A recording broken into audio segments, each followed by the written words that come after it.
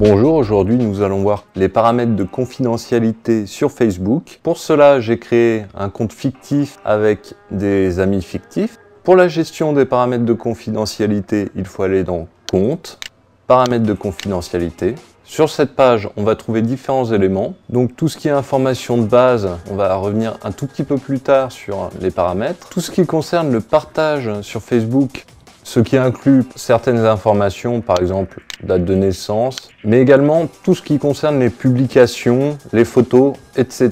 Comme vous pouvez le constater, Facebook propose plusieurs paramètres préenregistrés, soit tout le monde, amis et leurs amis, amis seulement, et la configuration recommandée. Ce qui est le plus intéressant, si vous voulez aller un peu plus loin dans les paramètres, il faut cocher personnaliser, personnaliser les paramètres. Les choses que je partage, mes publications, c'est toutes les publications que vous allez afficher sur votre mur. En ce qui concerne la confidentialité, il y a plusieurs paramètres.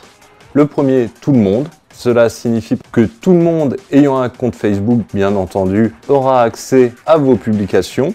Amis et leurs amis, c'est-à-dire que les amis que vous avez dans votre liste d'amis et également leurs amis auront accès à ces informations. Amis seulement, uniquement les amis que vous avez dans votre liste d'amis aura accès à ces informations. Et ce qui est intéressant, c'est personnaliser. Alors, on va aller voir. Il y a deux sous-ensembles. Montrer à ces personnes, ça permet de montrer ces informations uniquement à certaines personnes. A contrario, ne pas montrer ce contenu-là, ça permet de cacher ces informations uniquement à certaines personnes. Donc, si on va voir dans montrer à ces personnes, là, on retrouve amis et leurs amis, amis seulement. Moi uniquement, mes publications ne seront visibles par personne, à part par moi-même, bien entendu. Certaines personnes.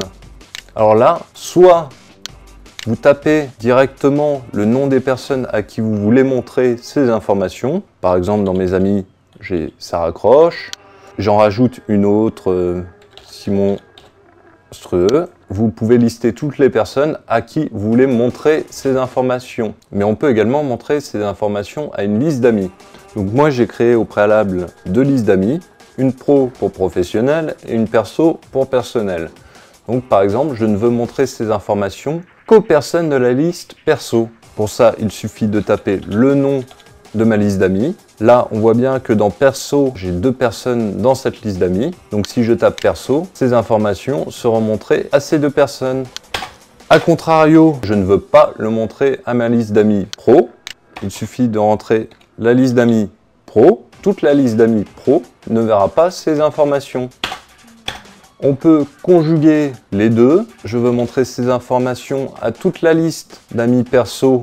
J'ai bien Sarah Croche, Simon Streux, mais je ne veux pas par contre montrer cette information à Simon Streux. Dans ce cas-là, toutes les personnes de la liste d'amis perso verront ces informations, sauf Simon Streux. On enregistre les paramètres. Ensuite, on trouve d'autres informations que vous avez rentrées dans vos informations personnelles. À vous de voir avec qui vous voulez les partager.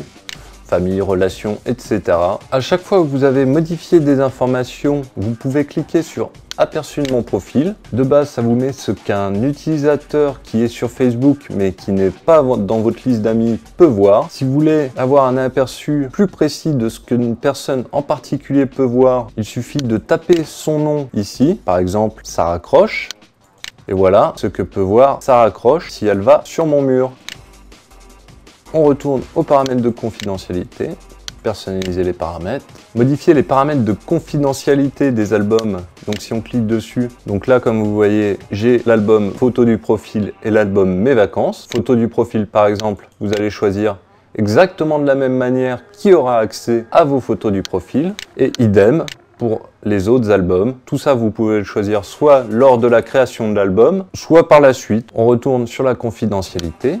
Dans personnaliser les paramètres, on a fait cette partie. Chose que d'autres partagent. Ça peut vous arriver qu'on vous identifie dans une photo ou dans une vidéo, auquel cas cette information s'affiche sur votre mur. De même, vous choisissez qui a accès à ces informations. Pareil, vous pouvez choisir qui peut commenter vos publications.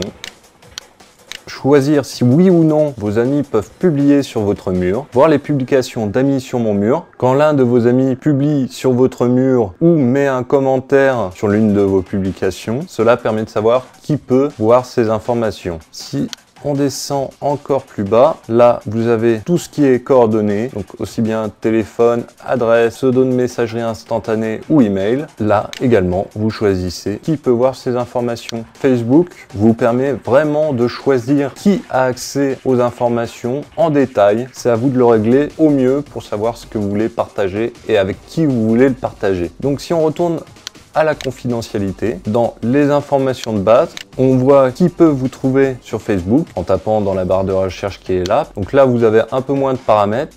Qui peut m'envoyer une invitation? On n'a que deux choix, tout le monde ou amis et leurs amis, sachant que amis et leurs amis limite bien entendu grandement le nombre de personnes qui pourront vous ajouter comme amis. Qui peut m'envoyer un message Facebook bien entendu? Qui peut voir ma liste d'amis? Et ensuite quelques informations que vous avez rentrées dans votre profil, ma formation, mon emploi, ma ville actuelle, ma ville d'origine, mes centres d'intérêt et d'autres pages, à vous de paramétrer. Sur l'accueil des paramètres de confidentialité, on a tout ce qui est paramètres des applications et sites web. Alors les applications, c'est par exemple tout ce qui est jeux, horoscope, etc.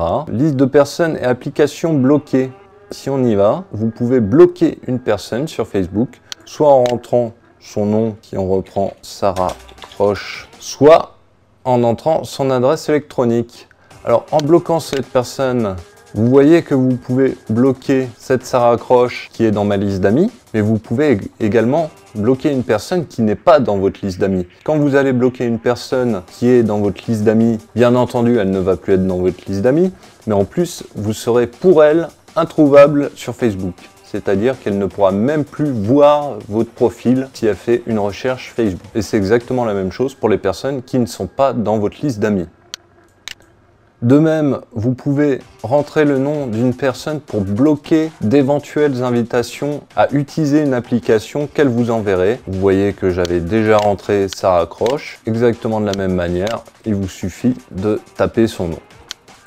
On retourne à la confidentialité. Contrôlez vos infos. C'est une aide de Facebook qui vous explique en détail tout ce qui est paramètres de confidentialité. Et voilà, nous avons fait le tour des paramètres de confidentialité sur Facebook.